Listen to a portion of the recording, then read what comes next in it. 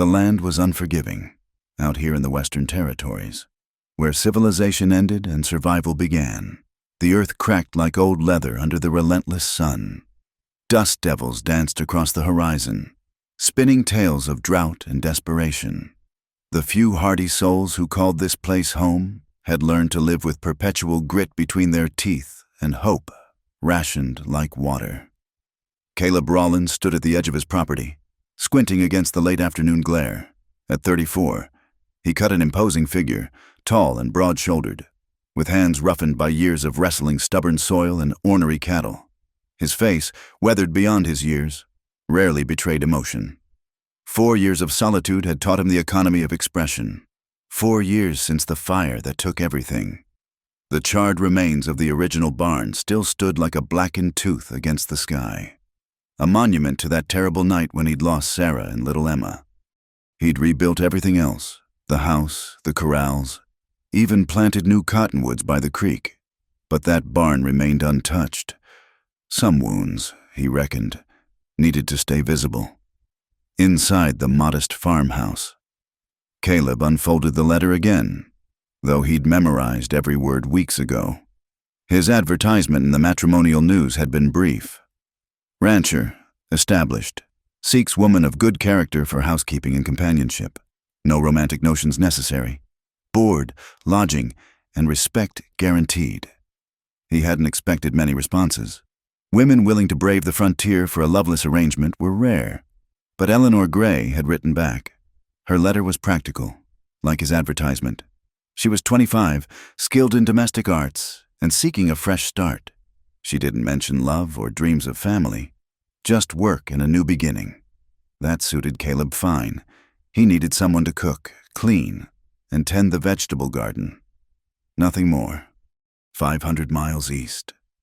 Eleanor Gray folded her few possessions into a worn carpet bag. The boarding house room that had been her refuge these past months seemed smaller now, closing in like the walls of her old life. She ran her fingers over the letter from Mr. Rollins one last time.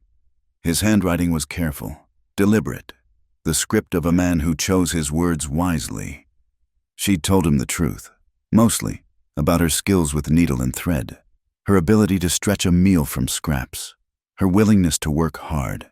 She hadn't mentioned the broken engagement, the whispers that followed her through town like tumbleweeds. Barren, they'd called her. What use is a woman who can't give a man children? Even her own parents had turned their backs, ashamed of their defective daughter. The train platform bustled with life, families heading west for opportunity, salesmen peddling dreams, soldiers in worn blue uniforms. Eleanor stood apart, her dark traveling dress marking her as respectable but unremarkable. When the conductor called for boarding, she climbed the steps without looking back. There was nothing left to see. The journey took 5 days, 5 days of soot and swaying cars, of landscapes that grew progressively wilder and more desolate. Eleanor watched America transform outside her window, from the green hills of Missouri to the endless grasslands of Kansas, and finally to the harsh beauty of the territories. Each mile carried her further from everything she'd known and closer to a man who promised nothing but shelter and dignity. Caleb waited at the depot, hat in hand. He'd arrived early, partly from habit and partly from nerves he wouldn't acknowledge. The platform was nearly empty. This far west, the train delivered more supplies than people. When the locomotive wheezed to a stop, belching black smoke into the crystal blue sky, he straightened his shoulders. She was the third passenger to disembark. Average height, brown hair pulled back in a simple knot, wearing a dress that had seen better days but was clean and pressed. She carried one small bag and moved with the careful grace of someone who'd learned not to take up too much space. When their eyes met, she offered a tentative smile. "Mr. Rollins, ma'am." He nodded, reaching for her bag. "Eleanor Gray?" "Yes." She surrendered the carpet bag without protest. Up close, he could see the weariness in her hazel eyes, the kind that came from more than just travel. "Thank you for meeting me. Wagons this way." The ride to the ranch took 3 hours. 3 hours of near silence, broken only by the creak of wheels and the occasional snort from the horses. Eleanor sat straight-backed beside him, hands folded in her lap, taking in the alien landscape. Red rocks jutted from the earth like broken teeth. Scraggly pines clung to hillsides, and everywhere the land stretched endlessly under a sky so vast it made her dizzy. Caleb stole glances when he thought she wasn't looking. She was pretty enough, though not in the striking way Sarah had been. There was something careful about her, as if she'd learned to make herself smaller to avoid notice. Good. He didn't need complications. "It's beautiful," she said suddenly, gesturing at the distant mountains painted purple by the approaching dusk. "Different from home, but beautiful. Gets old fast," he replied. "Wait till you're pulling cactus spines from your skirts every day." She fell silent again, and he immediately regretted his harshness. But conversation had never been his strong suit, even before. Now, it felt like trying to speak a foreign language. The ranch appeared as the sun touched the horizon, bathing everything in amber light. It wasn't much, a 2-room house with a covered porch, the new barn, a chicken coop, and corrals for the dozen head of cattle that comprised his herd. But it was solid, built to withstand the fierce winds and occasional snows. "It's not fancy," Caleb said, helping her down from the wagon. "It's perfect," Eleanor replied, and something in her voice made him think she meant it. Inside, the house was spare but clean. A main room served as kitchen and living space, dominated by a cast-iron stove and a rough-hewn table. The bedroom door stood open, revealing a large bed with a quilt that had seen better days. Eleanor noticed him glance at the bed and color rose in her cheeks. "I'll sleep by the stove," he said quickly. "Already made up a pallet. You take the room." "That's not necessary." "It is." His tone brooked no argument. "You're here to keep house, not anything else. We're clear on that?" "Crystal clear, Mr. Rollins." She met his gaze steadily, chin lifted slightly. "I came here to work, nothing more." They ate supper in awkward silence, beans and cornbread he'd prepared earlier, washed down with bitter coffee. Eleanor made mental notes of the kitchen's contents, already planning improvements. When the meal ended, she rose to clear the dishes, falling into the familiar rhythm of domestic work. Caleb spread his bedroll by the stove, turning his back while she retired to the bedroom. Through the thin door, he could hear her moving about, unpacking her few belongings. The sounds of another person in his house felt strange, intrusive. He'd grown accustomed to silence. In the bedroom, Eleanor sat on the edge of the bed, still fully dressed. Through the window, stars emerged in the darkening sky, more numerous than she'd ever seen. The vastness of it all, the land, the sky, this new life, threatened to overwhelm her. She thought of Caleb's rigid posture during supper, the way he'd barely looked at her. Was it grief that made him so distant, or disgust?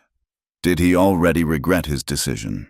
Tomorrow she would prove her worth, cook a proper meal, attack the layer of dust on everything, perhaps coax the struggling garden back to life. She would earn her place here through work, if nothing else. On his pallet by the stove, Caleb stared at the ceiling. The house felt different with her in it. Not alive exactly, but less tomb-like. He could hear her breathing in the next room, soft and steady. A stranger in Sarah's bed. No, not Sarah's. Sarah was gone, and this was just a business arrangement, a practical solution to practical problems. Still, as sleep finally claimed him, he couldn't shake the image of Eleanor's face when she'd called the harsh landscape beautiful, as if she'd recognized something kindred in its unforgiving nature, as if she, too, had been weathered by storms and survived. Outside, coyotes howled in the distance, and the wind whispered secrets through the gaps in the walls. 2 damaged souls lay in separate rooms, beginning a journey neither had expected, toward a destination neither could foresee. The rooster's crow came before dawn, but Eleanor was already awake. She'd barely slept, unaccustomed to the profound silence of the frontier night. Back home, there had always been the distant clatter of carriages, the chime of church bells, the murmur of neighboring lives. Here, the quiet pressed against her ears like cotton. She dressed quickly in the cold room, pinning her hair with practiced efficiency. Through the door, she could hear Caleb moving about, the scrape of boots on wood, the clang of the coffee pot. When she emerged, he was already heading outside, mumbling something about checking the cattle. The kitchen was a disaster. Not filthy exactly, but bearing the unmistakable signs of a man living alone too long. Grease caked the stovetop. Dust filmed every surface, and the pantry's shelves held a sad collection of canned goods and hardtack. Eleanor rolled up her sleeves. By the time Caleb returned, the kitchen had been transformed. The stove gleamed black, the windows sparkled, and the smell of fresh biscuits filled the air. She'd found flour, lard, and a precious bit of honey, working magic with the meager supplies. Bacon sizzled in the pan, and real coffee, not the bitter brew he'd been making, perked on the back burner. He stopped in the doorway, hat in hand, clearly taken aback. "You've been busy. It's what I'm here for." She set a loaded plate before him without meeting his eyes. "I'll need supplies from town when convenient. Salt pork, dried beans, flour, coffee. Seeds for the garden if it's not too late in the season." He nodded, attacking the food with an appreciation that said more than words. Eleanor ate standing by the stove, already planning the day's tasks. When he finished and rose to leave, she called after him. "The mending basket by your chair, is that yours?" He glanced at the pile of torn shirts and worn socks. "Been meaning to get to it. I'll handle it." Days fell into rhythm. Eleanor rose before dawn, prepared breakfast, then threw herself into the endless work of frontier housekeeping. She scrubbed, she cooked, she mended. The vegetable garden, which Caleb had abandoned to weeds and neglect, slowly returned to life under her patient hands. She coaxed water from the stingy well, hauled it bucket by bucket to the struggling plants. Caleb watched her sometimes, when he thought she wouldn't notice. She moved with quiet efficiency, never complaining about the primitive conditions or the back-breaking labor. But she also never smiled, never hummed while she worked the way Sarah had. They were two ghosts haunting the same space, careful not to touch even in passing. The first real cold snap came 3 weeks after her arrival. Eleanor woke to frost on the windows and her breath visible in the air. The bedroom had no stove, and the single quilt provided little warmth against the Wyoming spring that couldn't decide if it was finished with winter. She dressed with shaking hands, hurrying to the main room where Caleb was already stoking the fire.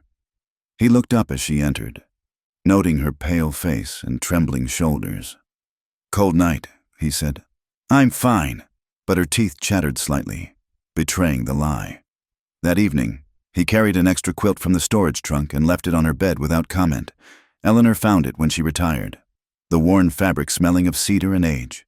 She pressed her face into it, allowing herself a moment of weakness, a few tears for the kindness of this taciturn man who gave so little but noticed so much.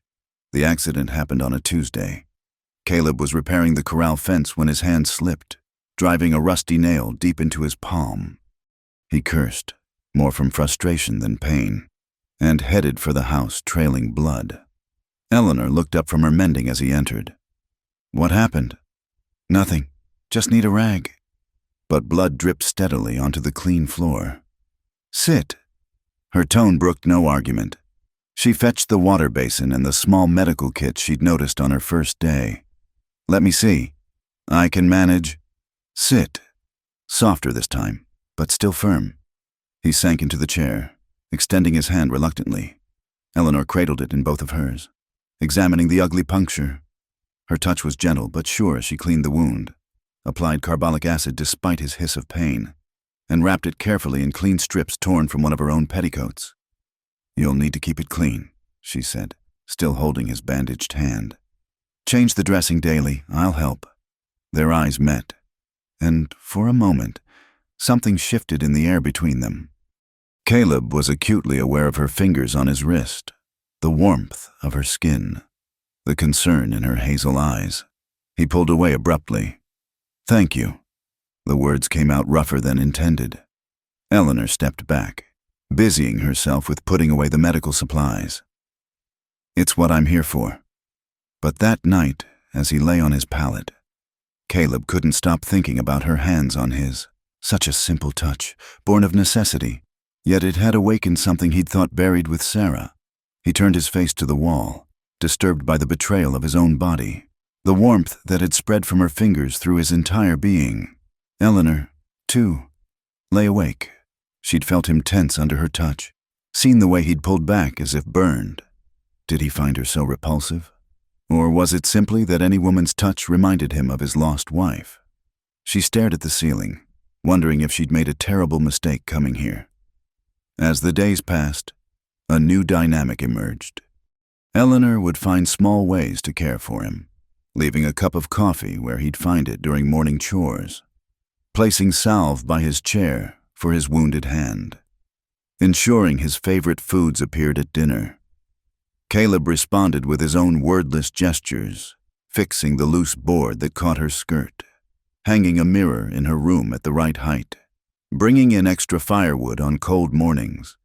But still they barely spoke beyond the necessary exchanges about work and weather. The silence grew heavier, charged with unspoken questions and carefully suppressed longings. Eleanor took to embroidering in the evenings while Caleb read his week-old newspapers. She'd salvage scraps of fabric from worn clothing, creating delicate patterns by lamplight. One night, she left a finished piece by his coffee cup, a simple handkerchief bordered with blue flowers. Caleb found it in the morning, running his calloused thumb over the fine stitching. Such a small thing, yet it spoke volumes. No one had made anything beautiful for him in 4 years. He folded it carefully and placed it in his shirt pocket, where it rested against his heart throughout the day. That evening, he began his new ritual. After Eleanor retired and the house fell quiet, he would lie on his pallet and close his eyes, feigning sleep, but his ears remained alert, listening to the sounds of her nighttime routine, the rustle of fabric, the soft pad of bare feet on wood, the creak of the bed as she settled in. He told himself he was merely being cautious. A man had to know what kind of woman he'd brought into his home, but deep down, in places he didn't care to examine, Caleb knew the truth. He was hungry for any scrap of her presence, any hint of the person behind the careful facade she presented during daylight hours. What he discovered surprised him. Some nights, she would slip from her room and add wood to the stove, ensuring he stayed warm. Other nights, he heard her praying, her whispered words too soft to make out, but the rhythm unmistakably devotional. Once, he caught the muffled sound of crying, quickly stifled as if she feared being heard. Eleanor had no idea she was being observed. She moved through her nighttime rituals, believing Caleb slept soundly, unaware of her small acts of care. It was easier to be kind in darkness, when she didn't have to see his distant eyes or feel the weight of his grief-stricken presence. Spring crept toward summer, and with it came the endless work of ranch life. They moved around each other like dancers who'd forgotten the steps, always careful to maintain distance, yet bound by the intimate rhythms of shared space. The house that had once echoed with emptiness now held a different kind of silence, one filled with possibility and fear in equal measure. Neither could have said when things began to change. Perhaps it was the accumulation of small kindnesses, or simply the wearing away of defenses by proximity and time. But something was shifting in the space between them, delicate as the new shoots in Eleanor's garden, and just as vulnerable to killing frost. The night wind rattled the windows, bringing with it an unseasonable chill that cut through the thin walls. Eleanor woke shivering, her breath misting in the darkness. The extra quilt Caleb had given her weeks ago helped, but couldn't quite defeat the cold that seeped through every crack and gap. She lay still, listening to the house settle around her. From the main room came the sound of Caleb's steady breathing. How did he stand it by the stove? Even with the fire banked for the night, that corner of the room must be freezing. Moving quietly. She wrapped the spare quilt around her shoulders and crept to the door. In the dim glow of the dying embers, she could make out his form on the pallet, curled slightly against the cold. His own blanket had slipped partially off, exposing his shoulder to the frigid air. Eleanor padded closer, her bare feet silent on the wooden floor. Carefully, gently, she adjusted his blanket, tucking it securely around him. Then, after a moment's hesitation, she spread her own quilt over him as well, adding another layer of warmth beneath his closed lids. Caleb's eyes moved slightly. He kept his breathing even, maintained the illusion of sleep, but every nerve was aware of her presence. The scent of lavender water, where had she found lavender out here, drifted from her hair as she leaned over him. Her fingers, adjusting the quilts, brushed featherlight against his shoulder. She lingered a moment, and he heard her whisper, so soft it was barely more than breath, "Sleep warm." Then she was gone, retreating to her cold room, leaving him wrapped in unexpected warmth and a confusion of emotions he couldn't name. The next night, he watched through barely cracked eyes as she performed the same ritual. This time, she also added wood to the stove, moving with practiced quiet to avoid the squeaky floorboard near the table. Before returning to her room, she paused by his pallet again, and he felt rather than saw her studying him in the darkness. By the third night, it had become routine. Eleanor would wait until she believed him deeply asleep, then slip out to tend the fire and check his blankets. Sometimes she would simply stand there, a guardian in the darkness, before retreating to her cold sanctuary. Then came the night of the full moon. Silver light flooded through the windows, bright enough to read by. Eleanor emerged from her room as usual, but instead of tending the fire, she settled into the chair by the window. From his pallet, Caleb could see her profile outlined in moonlight, could watch as she pulled out a small, worn Bible and began to read.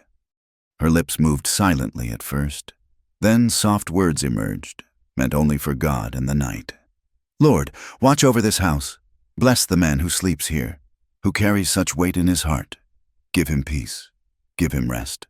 Help me to serve well, to be worthy of the shelter he provides." The prayer continued, personal and achingly sincere. She prayed for strength, for purpose, for the garden to grow. She prayed for her family back east, despite their rejection. She prayed for Caleb by name, over and over, asking for his happiness, his healing, his heart to mend. Caleb lay frozen, feeling like an intruder in his own home. This window into her soul was never meant for him, yet he couldn't close his ears to the raw honesty of her petitions. When she finally whispered Amen and rose to return to bed, he saw tears glistening on her cheeks in the moonlight.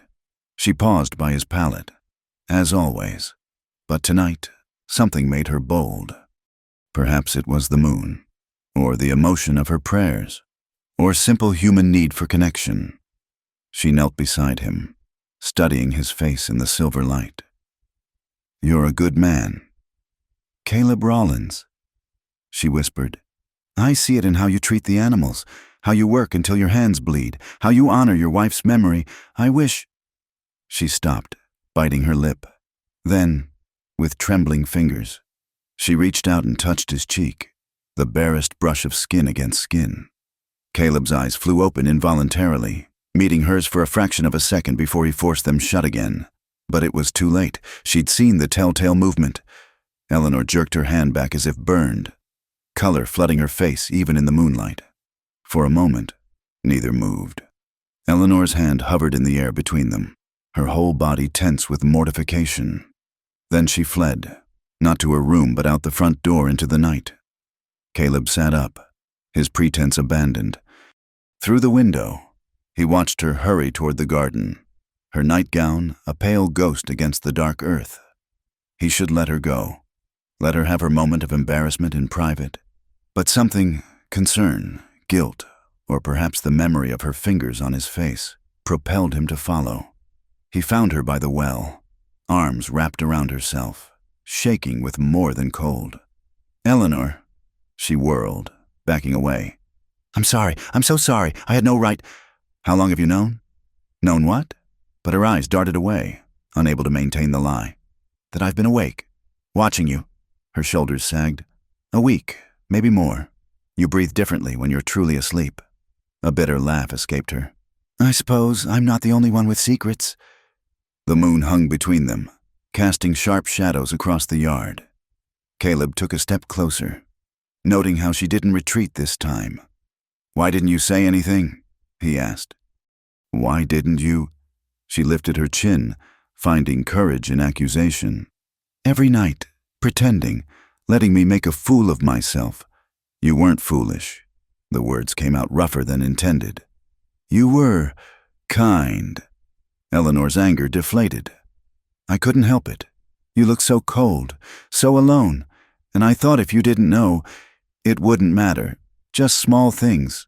Just care," he finished. "You were caring for me." Tears spilled over her cheeks now, silver in the moonlight. "If you knew what they said about me back home, what I am, you wouldn't want—" "What did they say?" She turned away, facing the dark garden. "That I'm barren, useless, a woman who can't give her husband children is no woman at all. My fiancé, when the doctor told him, he couldn't get away fast enough. And my parents, they were so ashamed. Their broken daughter, worthless as a mule that won't breed." The words poured out, raw and painful, held back too long. "So I came here, where you promised no romantic notions, where I could work and be useful in other ways. But then you were kind, leaving me that quilt, fixing things without being asked. And I started to hope." She pressed her hands to her face. "I'm sorry, I'll pack in the morning." "No!" The single word stopped her tears. She turned to find him closer than expected, his face unreadable in the shadows. "You'll stay," he said. "This is your home now. But I've ruined everything. You must think—" "I think," he said slowly, "that you're the first person in 4 years to make this place feel less like a tomb." Eleanor's breath caught. In the moonlight, she could see the struggle in his face, the war between grief and something else, something that frightened him with its intensity. "Your wife is dead." The words were stark but not cruel.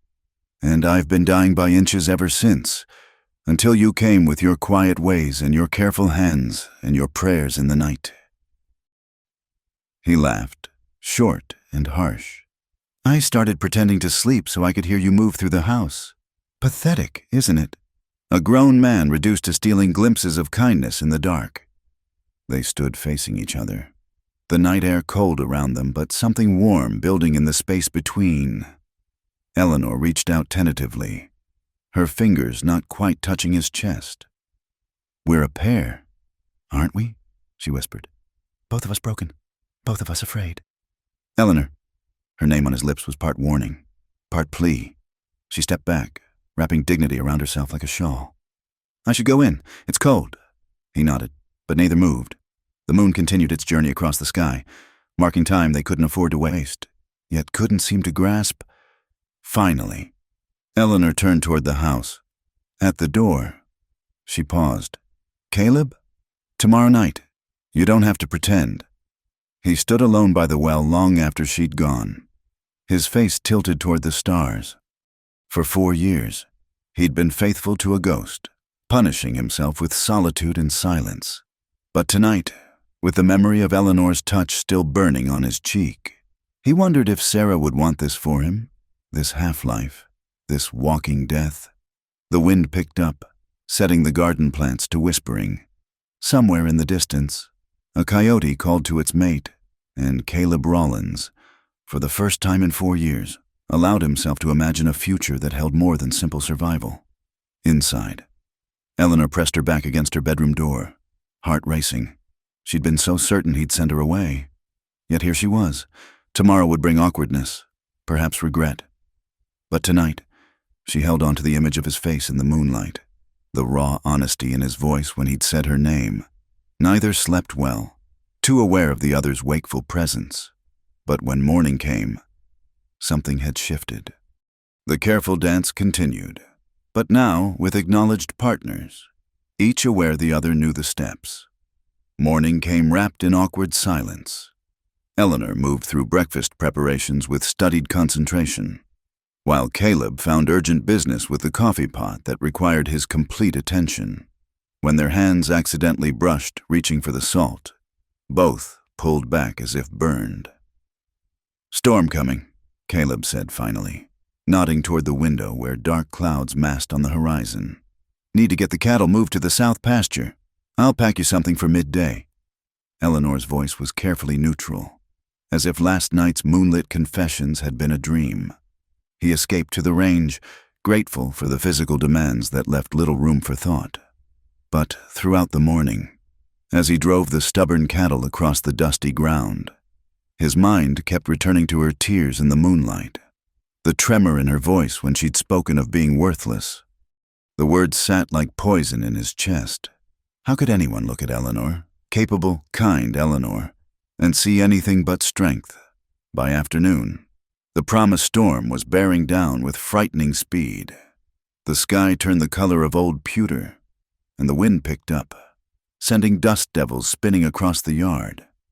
Eleanor hurried to secure the chicken coop and gather what she could from the garden before the weather hit. She was climbing down from the ladder after fixing a loose shutter when the first lightning struck. Brilliant and too close. The crash of thunder that followed spooked the horses in the corral, and in her startled jump, Eleanor's foot slipped from the rung. Time seemed to slow as she fell, the ground rushing up to meet her. Then strong arms caught her, pulling her against a solid chest as Caleb absorbed the impact of her weight. They tumbled together into the dust, his body cushioning her fall. For a moment, they lay tangled, both breathing hard. Eleanor was sprawled across him, her hands pressed against his chest, his arms still wrapped protectively around her. Their faces were inches apart, close enough that she could see the gold flecks in his brown eyes, could feel his rapid heartbeat under her palms. "Are you hurt?" His voice was rough with concern. "No, She became suddenly aware of their position, of every point where their bodies touched. Heat flooded her face. "I'm fine." Neither moved. The wind whipped around them, and the first fat raindrops began to fall, but they remained frozen, caught in each other's gaze. Eleanor watched something shift in Caleb's expression, saw the moment when concern transformed into awareness, then into something deeper and more dangerous. His hand came up, fingers gentle as they pushed a strand of hair from her face. "Eleanor." A crash of thunder broke the spell. They scrambled apart as the sky opened, releasing torrents of rain.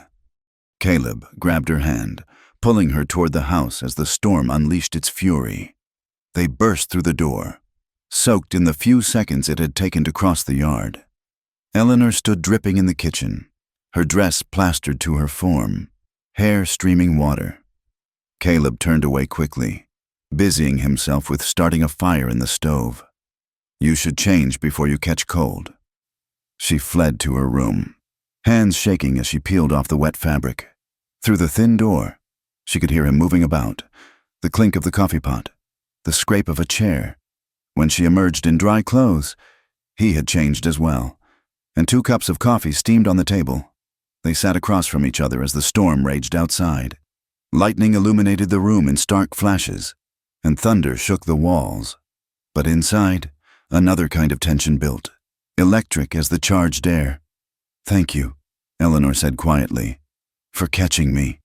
He nodded, eyes fixed on his coffee. Storm might last all night. These spring thunderstorms can be fierce. "I'm not afraid." But she jumped at the next thunder crash, betraying the lie. A smile tugged at the corner of Caleb's mouth, the first real smile she'd seen from him. "City girl. Farm girl," she corrected, "just not used to the sky trying to split itself apart. Wait till you see a tornado. Make this look like a gentle rain." They talked then, carefully at first, about weather and cattle and the practical matters of ranch life. But as the coffee cooled and the storm continued its assault, the conversation deepened. Eleanor told him about her family's small farm in Ohio, the apple orchards she'd helped tend, the quilting circles where she'd learned to embroider. Caleb found himself describing the early days of the ranch, the struggle to build something from nothing, carefully skirting around any mention of Sarah. The lamp flickered as the wind found new ways through the walls. Eleanor shivered despite the warmth from the stove. Without thinking, Caleb rose and fetched a shawl from the hook by the door, draping it around her shoulders. His hands lingered a moment, and she looked up to find him standing close, Too close. "We should," he began. But lightning struck somewhere near, the thunder instantaneous and deafening. Eleanor gasped, instinctively reaching for him. He caught her hands, held them between his own. "Just the storm," he said softly. But he didn't let go. They stood that way, hands clasped, as the thunder rolled away. Eleanor could feel the calluses on his palms, the strength in his fingers. She thought of those hands building this house, working the land, carrying the weight of loss for so long. "Caleb," she whispered. "Last night, when I said, 'You don't have to explain,' but I do." She tightened her grip on his hands. "You need to understand." When they told me I couldn't have children, it wasn't just about losing my fiancé or disappointing my parents. It was like being told I had no purpose, no value. A woman's worth measured only in what she could produce. Her voice turned fierce. "But I have worth. I can work. I can create. I can care for things and make them grow.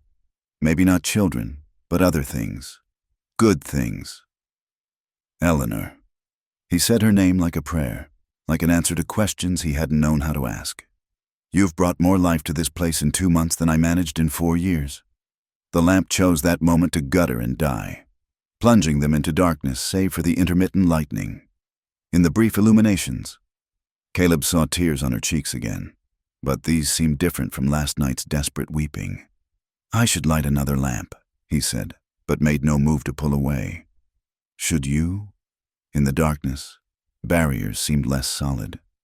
He drew her closer until he could feel the warmth of her through the narrow space between them. "This isn't what we agreed to?" "No," she whispered. "It's not." Lightning flashed again, showing her face tilted up toward his, lips parted slightly, eyes full of questions and possibilities. Thunder crashed, but neither flinched this time. The storm outside was nothing compared to the tempest building within these walls. Caleb released her hands only to frame her face, thumbs gentle against her cheekbones. "If I kiss you now, everything changes. Everything already has." But still he hesitated, balanced on the knife's edge between past and future. In the darkness, Eleanor rose on her toes, closing the distance until her breath mingled with his. "Please," she whispered against his mouth. "Stop living with ghosts." The dam broke. His lips found hers, gentle at first, then with growing hunger as 4 years of loneliness demanded payment. Eleanor responded with equal fervor, her hands fisting in his shirt, anchoring herself against the tide of sensation.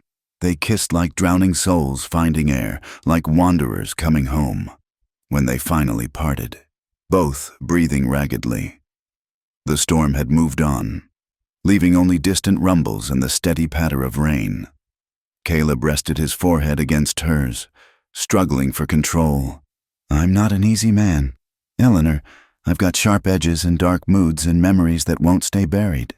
And I'm a barren woman with a failed engagement and a family who cast me aside."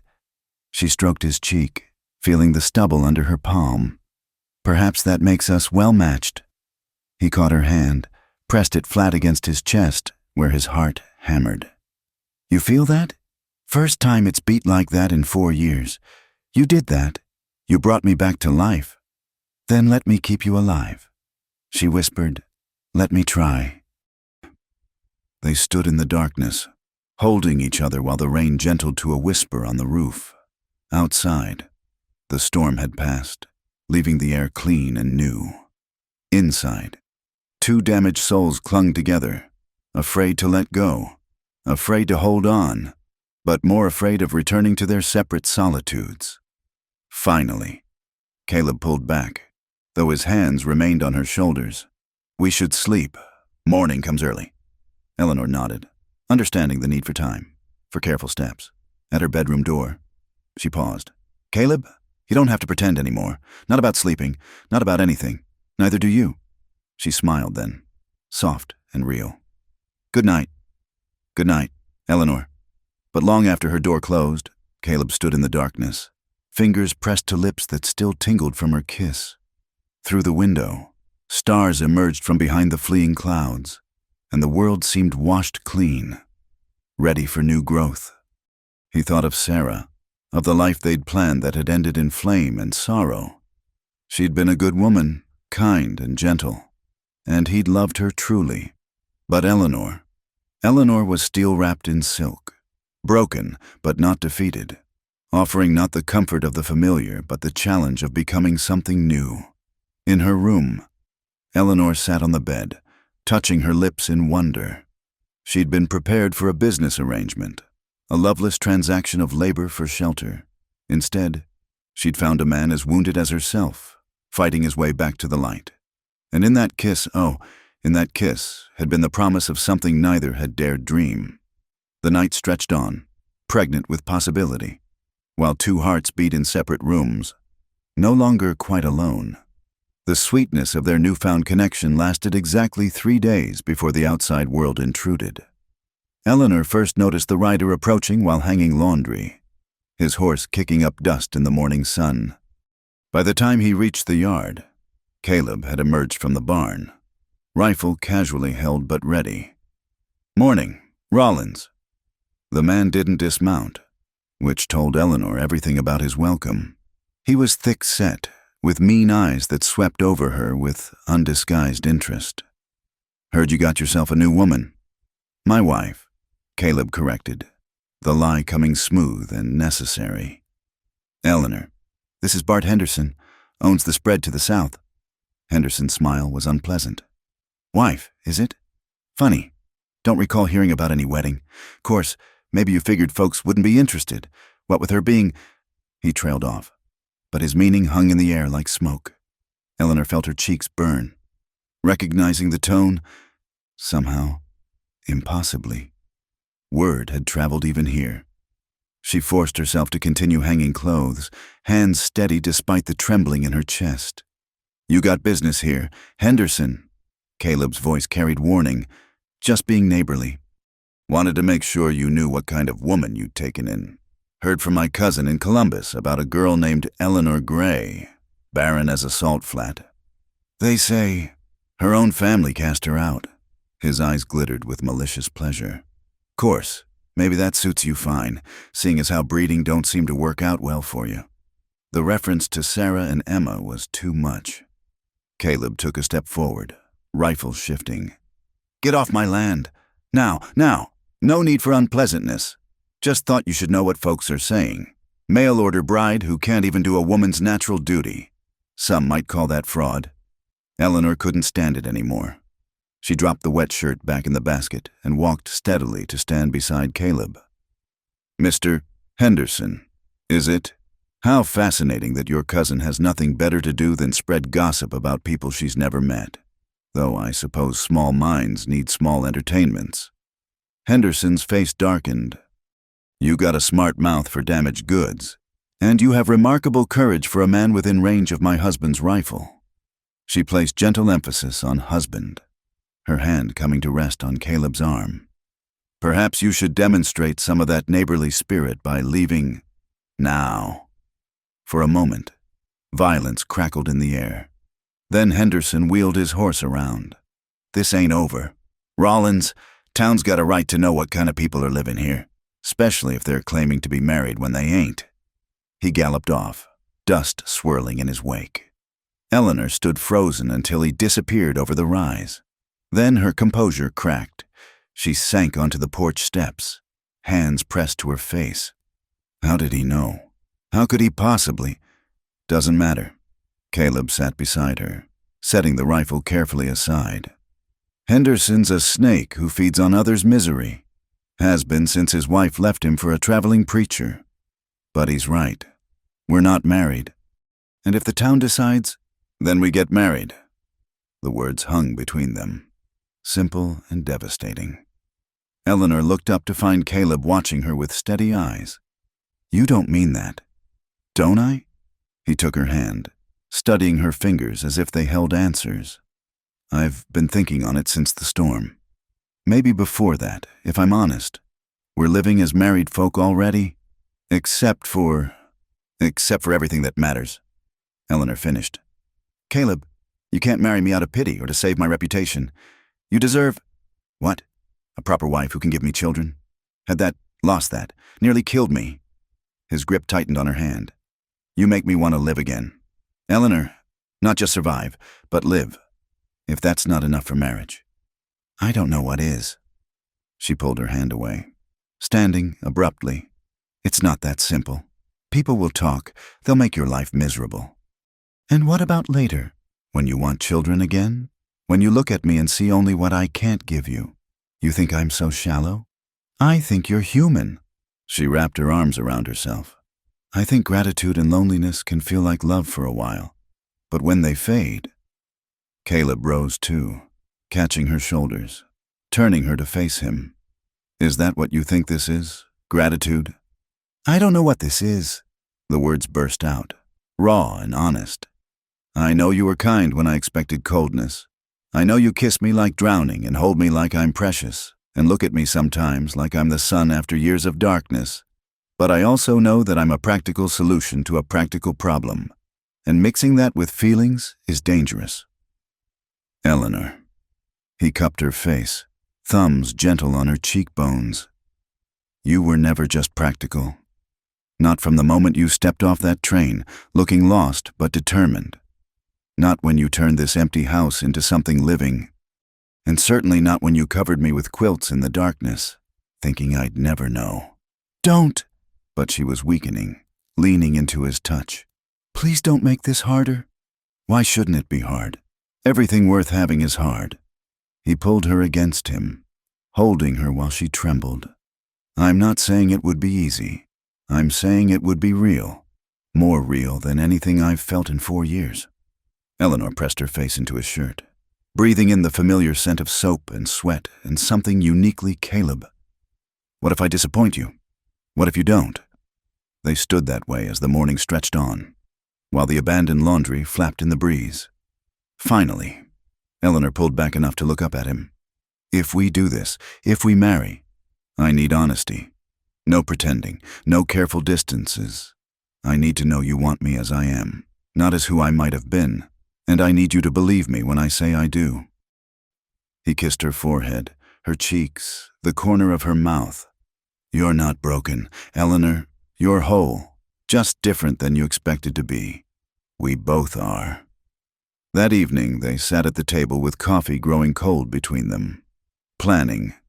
It was decided. They would go to town at week's end, make things legal before Henderson could stir up more trouble. A simple ceremony with the justice of the peace. Nothing fancy, unless you want more. Caleb offered. White dress, flowers, all that. Eleanor shook her head. I had those dreams once. Now I just want truth. Just want you. But as the week progressed, tension crept back in. News of Henderson's visit had spread. They could tell by the way people looked at them during their supply run. The whispered conversations that stopped when they passed. Eleanor held her head high, but Caleb saw the cost in the tightness around her eyes, the way her hands clenched in her lap during the wagon ride home. 2 nights before their planned wedding, Eleanor couldn't sleep. She found herself at Caleb's bedroom door. He'd moved into the proper bedroom after the storm, insisting she keep it. But old habits died hard. She raised her hand to knock, then hesitated. Through the door, she heard his voice, low and anguished. I'm trying, Sarah. God knows I'm trying. But she makes me feel... I didn't think I could feel again. Is that betrayal? Is it wrong to want life after you? Eleanor backed away, her heart breaking for him. She understood then what she was truly asking of him, not just to marry again, but to let go of the guilt that had been his companion longer than she had. She returned to her pallet by the stove, curling into herself. Perhaps they were rushing. Perhaps Henderson's vicious words had pushed them too fast toward something neither was ready for. But as she lay there, she remembered Caleb's hands on her face, his voice saying she made him want to live. Whatever came next, that had to be enough. It was more than she'd ever expected to have. Sleep finally took her, and she didn't hear Caleb emerge from his room hours later. He stood over her sleeping form, watching the way the dying firelight played across her face. In her sleep, the careful masks fell away, leaving her looking young and vulnerable. He pulled the quilt higher around her shoulders, allowing his fingers to brush her hair. "I choose you," he whispered to the darkness. "God help me, I choose you." Outside, clouds gathered again, promising more storms to come. But inside the small house, two people moved carefully toward each other, step by painful step, learning that sometimes the greatest courage was simply in continuing to hope. The morning after overhearing Caleb's anguished words, Eleanor moved through breakfast preparations like a ghost. She set his plate down without meeting his eyes, her movements mechanical and distant. "Eleanor," Caleb caught her wrist as she turned away. "What's wrong?" "Nothing," but the word came out brittle as frost. "I need to tend the garden." She was gone before he could respond, leaving him staring at his untouched eggs. Something had shifted in the night, building a wall where they'd been tearing them down. He found her an hour later, attacking weeds with unusual vigor. "Talk to me." "There's nothing to say." She yanked at a stubborn thistle. "Dirt flying. Except perhaps we should postpone the wedding." The words hit him like cold water. "What happened between last night and this morning?" Eleanor sat back on her heels, finally looking at him. Her eyes were red-rimmed but dry. "I heard you talking to Sarah." Understanding dawned, followed quickly by shame. "Eleanor, no, you had every right. She was your wife, the mother of your child. Of course you still speak to her." She returned to her weeding, movements sharp. "I just realized what I'm asking of you." "It's too much, too soon." "You're not asking anything I haven't offered freely." "Aren't I?" She stood, brushing dirt from her skirts. "I'm asking you to replace her, to pretend I can fill that space in your life when we both know—" "Stop!" The command in his voice surprised them both. "You're not replacing anyone. You couldn't if you tried." He stepped closer, forcing her to meet his eyes. "Sarah was my first love, my young man's dream, sweet and gentle and gone. You're nothing like her." Eleanor flinched, but he caught her shoulders, holding her steady. "You're steel where she was silk. You're practical where she was fanciful. You challenged me where she soothed." His hands gentled on her arms. "I'm not trying to recreate what I had. I'm trying to build something new, with you, Eleanor, not with some ghost of what was. But last night I was saying goodbye." He pulled her against him, felt her resistance slowly melt. "Maybe I'll always talk to her sometimes. Maybe I'll always carry that grief, but that doesn't mean there's no room for you. The heart's not a bucket that empties and fills. It grows." Eleanor pressed her face into his shirt, breathing shakily. "I'm frightened. So am I." He stroked her hair, dusty from the garden. "Terrified, if you want the truth. But I'm more frightened of letting Henderson and his poison win. More frightened of watching you leave." She pulled back to study his face. "You still want to marry me? Even knowing I heard your private moment, even with all my doubts?" "Especially then." He cupped her face, thumb tracing her cheekbone. "I want the woman who works until her hands bleed but won't complain, who stands up to bullies with a raised chin, who loves me enough to offer to step aside." His voice roughened. "I want you, Eleanor Gray. All of you. Doubts and fears and strength and stubbornness. I'm not sure I deserve you," she whispered. "Then we're well matched, because I'm certain I don't deserve you."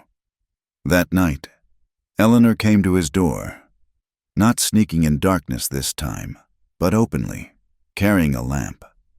Caleb looked up from the book he'd been failing to read. "I need to tell you something," she said, settling on the edge of the bed. "About why I'm really here. All of it." He set the book aside, giving her his full attention. In the lamplight, her face was both determined and vulnerable. "The doctor who said I couldn't have children, he did more than just deliver a diagnosis." Her hands twisted in her lap. "He examined me, thoroughly, repeatedly. Said he needed to be sure." Her voice dropped to a whisper. "I learned later he did that to many women. Enjoyed our shame." Caleb's hands clenched into fists, rage flooding through him. "Eleanor, let me finish." She took a shaky breath. "My fiancé, Thomas, he was there for the final verdict. Saw me broken and exposed and worthless. The look on his face. She shuddered. Like I was spoiled goods, tainted. He could barely stand to be in the same room. He was a fool and a coward. Perhaps, but he wasn't the only one. Word spread, as word does in small towns. Suddenly I was that gray girl, the barren one. Men would leer, knowing I'd been examined. Women would whisper, wondering what was wrong with me. Even my parents couldn't look at me without disappointment. She finally met his eyes. So when I say I'm frightened, it's not just of disappointing you. It's of being seen that way again. Of having you look at me like Thomas did. Caleb moved then, pulling her fully onto the bed, cradling her against his chest. Listen to me, he said fiercely. You are not broken. You are not tainted. You are not worthless. You are the strongest woman I've known. And any man who can't see that is blind. Even if I can never give you children, children aren't the only way to create life. He kissed her temple, her cheek, the corner of her mouth. Look what you've done to this place. To me, that's creation too. Eleanor turned in his arms, hands coming up to frame his face. Show me, Eleanor, please. Her eyes were dark, determined. I need to know you see me as a woman, not a project to fix or a problem to solve. Show me. He kissed her then, deep and sure, pouring everything he couldn't say into the connection. Eleanor responded with equal fervor, months of careful distance dissolving. When they parted, both breathing hard, she began unbuttoning her dress with trembling fingers. Are you certain? I've never been more certain of anything. What followed was gentle and patient, a careful exploration of trust and desire. Caleb worshipped her with hands and mouth, erasing every cruel word, every harsh judgment she'd carried. Eleanor gave herself completely, finding in his arms not just passion, but acceptance, not just desire, but home. Later, they lay entwined, skin cooling in the night air. Eleanor traced patterns on Caleb's chest, marveling at the solid reality of him. No pretending, she asked softly.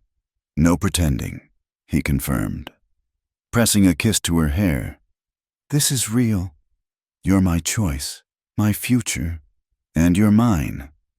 They dozed, waking periodically to touch and murmur and reassure themselves of the other's presence.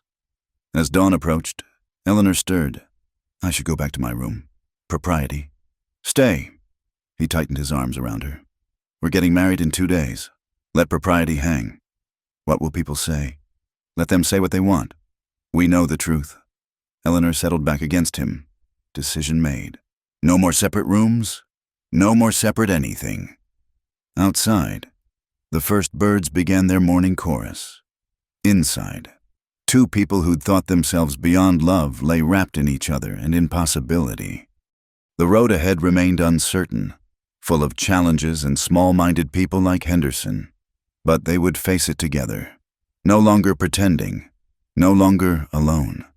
I love you, Eleanor whispered into the growing light. I didn't mean to, didn't think I could, but I do. And I love you, Caleb replied, the words rusty from disuse but no less true. God help me, I love you. The sun rose on a new day, painting the sky in shades of hope, and in a small ranch house on the frontier, 2 wounded hearts began the slow, sweet work of healing each other, one honest moment at a time. The courthouse in town stood like a weathered guardian of law and order, its red brick facade faded by years of sun and storm. Eleanor gripped Caleb's hand as they climbed the steps, her simple blue dress, the best she owned, pressed and clean. They'd married quietly 2 days prior with the justice of the peace, but now came the harder task, facing down the rumors Henderson had spread. Word of the hearing had traveled fast. The courtroom was fuller than Eleanor had expected, filled with curious townspeople eager for scandal. She recognized Mrs. Patterson from the general store, whispering behind her gloved hand to another woman. Several men from neighboring ranches sat in the back, their expressions ranging from curiosity to contempt. You don't have to do this, Caleb murmured as they took their seats. We're legally married now. Henderson has no grounds. Yes, I do.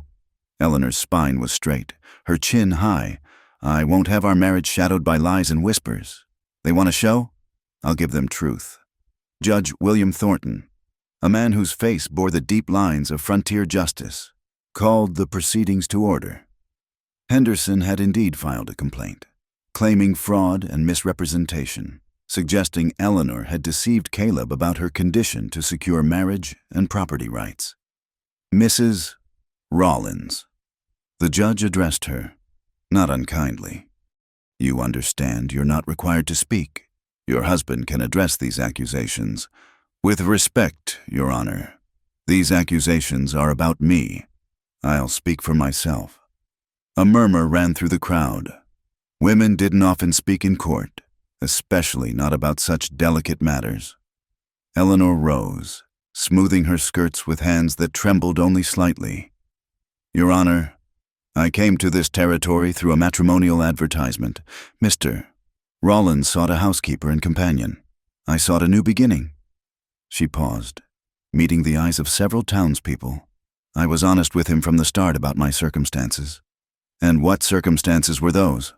The judge's tone remained neutral. Eleanor felt Caleb tense beside her, but she pressed on. I was told by a physician that I am unable to bear children.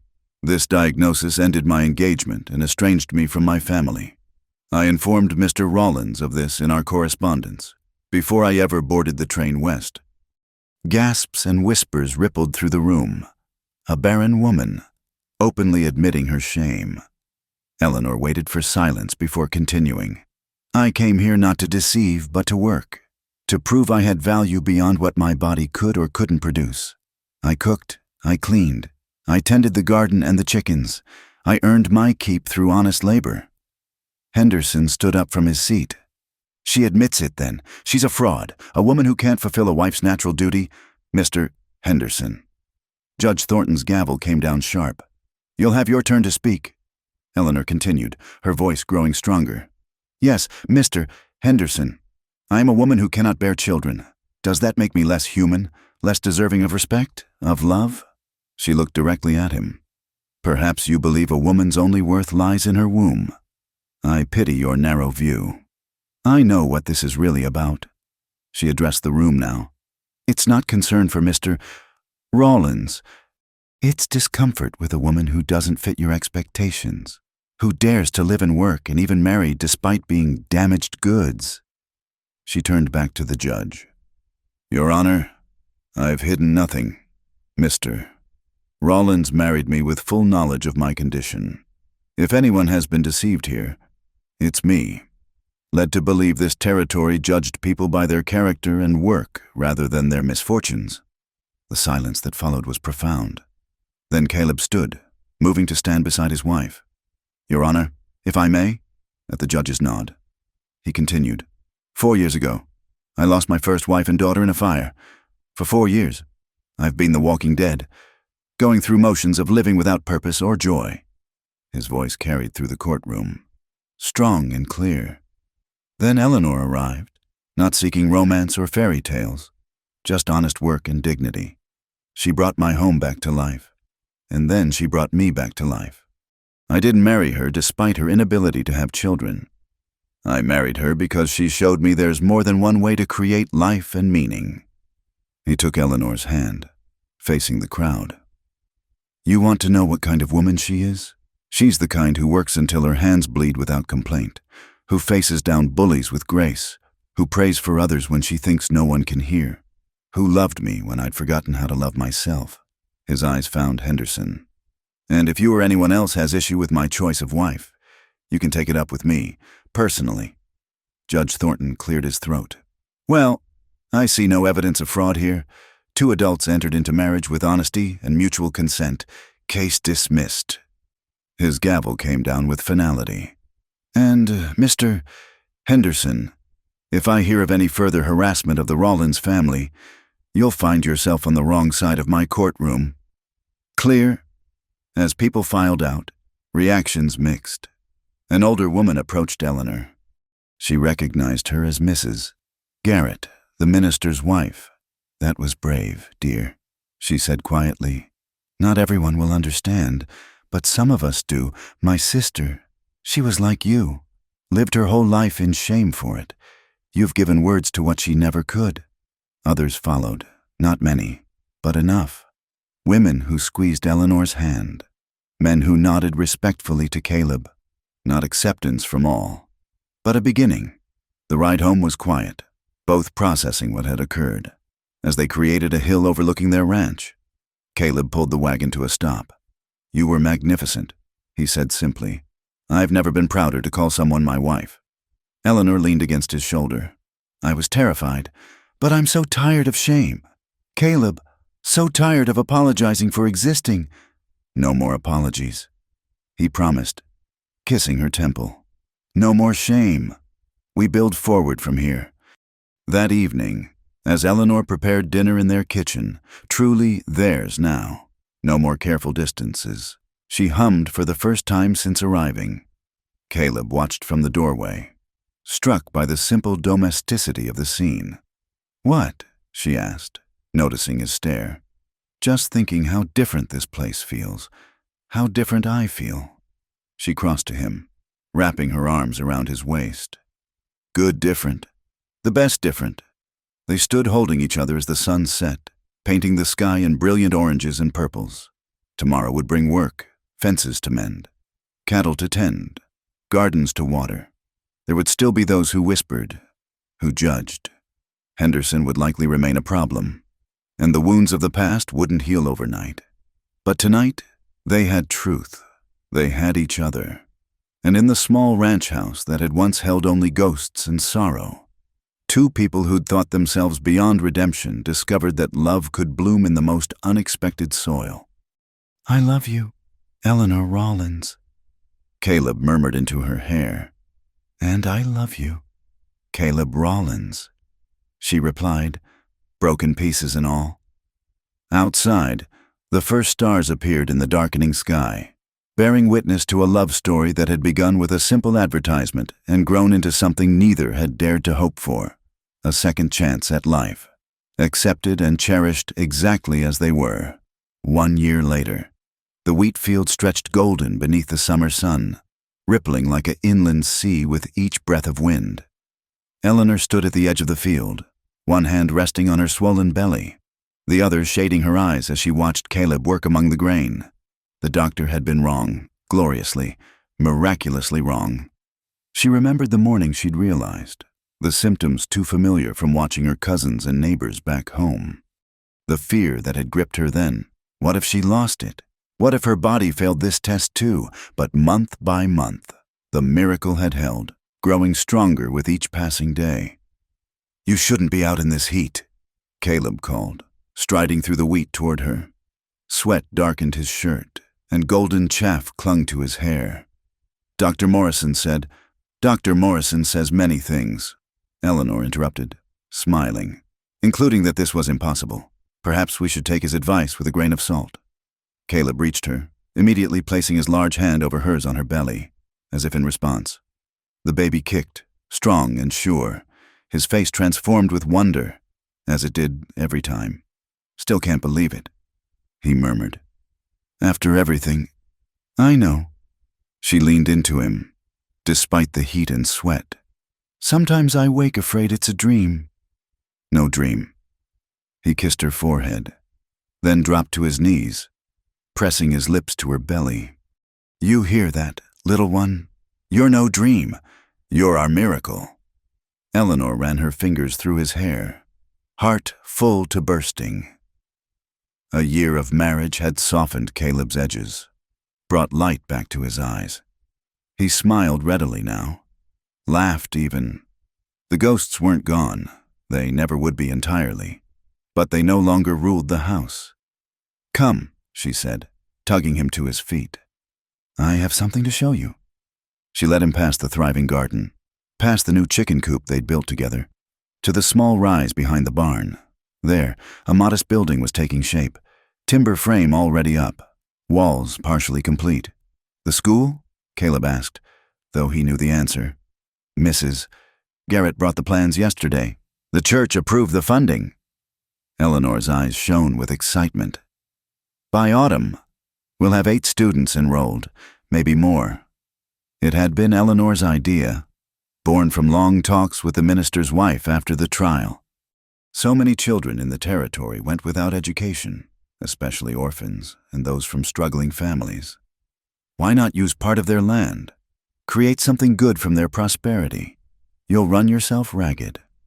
Caleb worried. Teaching and the baby. I'll have help. Mary Garrett wants to assist, and young Anna Morrison is eager to learn teaching. She touched his face. This is important, Caleb. Children no one else wants, given a chance, like us. He caught her hand, kissing her palm. Like us. He agreed. They walked back to the house as the sun began its descent. The building had been expanded over the winter.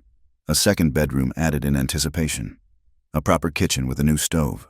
It no longer looked like a bachelor's desperate shelter, but a family home, warm and welcoming. As Eleanor prepared supper, Caleb sat whittling a toy horse, adding to the growing collection, waiting for tiny hands. Through the window, the setting sun painted everything gold. The wheat, the house, Eleanor's hair as she moved about the kitchen. Caleb, she said suddenly, I was thinking about names. Oh, he didn't look up from his whittling, but she saw his hand still briefly. If it's a girl.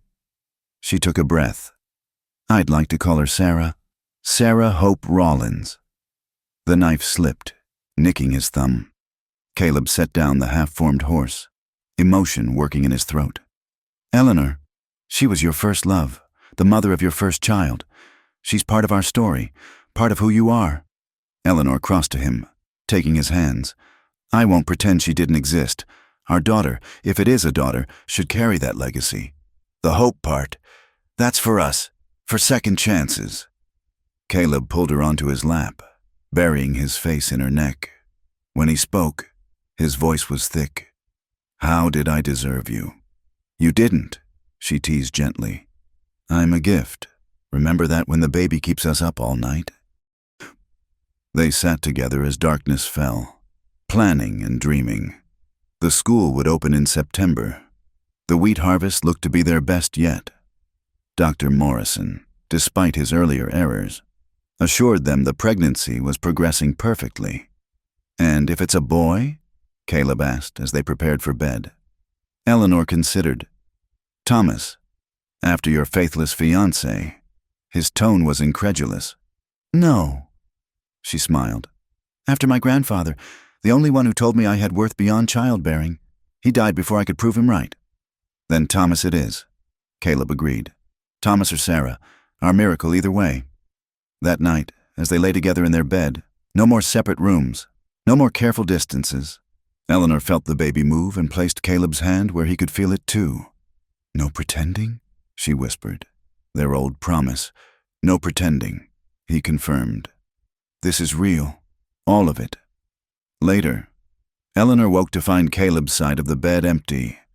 She found him standing by the window, one hand pressed against the glass. In the moonlight, she could see tears on his cheeks. What is it? She wrapped her arms around him from behind, feeling the tremor in his body. I'm happy, he said, voice breaking on the words. So happy it terrifies me. What if... No. She turned him to face her, fierce love in her eyes. No what-ifs, no borrowing sorrow. We've had enough of that for 2 lifetimes. But life gives no guarantees. Caleb Rollins, joy or sorrow, we face it together. That's all anyone can do. She pulled his hand to her belly. This child, this life we've built, it's not a replacement for what you lost. It's what grew from the ashes. Different, but no less precious. He kissed her then, pouring gratitude and love and lingering fear into the connection. When they parted, his eyes were clear. You're right, as usual. Remember that, she said, leading him back to bed. Write it down if necessary. They settled back under the quilts, including the one he'd given her that cold night so long ago, now part of their shared bedding. Outside, coyotes sang to the moon, and wind whispered through the wheat. But inside, all was warm and safe and full of promise, as sleep claimed them. Eleanor smiled into the darkness. A year ago, she'd been the discarded woman, the barren bride. Now she was wife, soon to be mother, future teacher. She'd found purpose not in spite of her supposed flaws, but through them, building a life rich with meaning. And Caleb, her taciturn rancher who'd pretended to sleep just to hear her move through the house, he'd learned to live again, to laugh and plan and hope, together. They'd transformed a house of ghosts into a home of dreams. The baby kicked once more, as if in agreement, and Eleanor pressed Caleb's sleeping hand more firmly against the movement. Tomorrow would bring its own challenges. The wheat would need harvesting. The school would need finishing. The baby would come with all the joy and terror that entailed. But tonight, in their bed, in their home, on their land, two people who'd thought themselves beyond love slept peacefully, wrapped in the miracle of second chances and the promise of tomorrow. The mail-order bride and the widowed rancher, writing a new story with every breath, every heartbeat, every small act of courage in the face of all that would tell them they weren't enough. They were enough. They were more than enough. They were everything. Thank you for listening to this tale from the Wild West Campfire. Where are you enjoying this story from? We'd love to hear from listeners around the world. Don't forget to subscribe to Wild West Campfire for more stories of love, loss, and redemption on the American frontier. Share your thoughts in the comments below. Which moment touched your heart the most? Until next time, partners, keep the campfire burning and the stories flowing.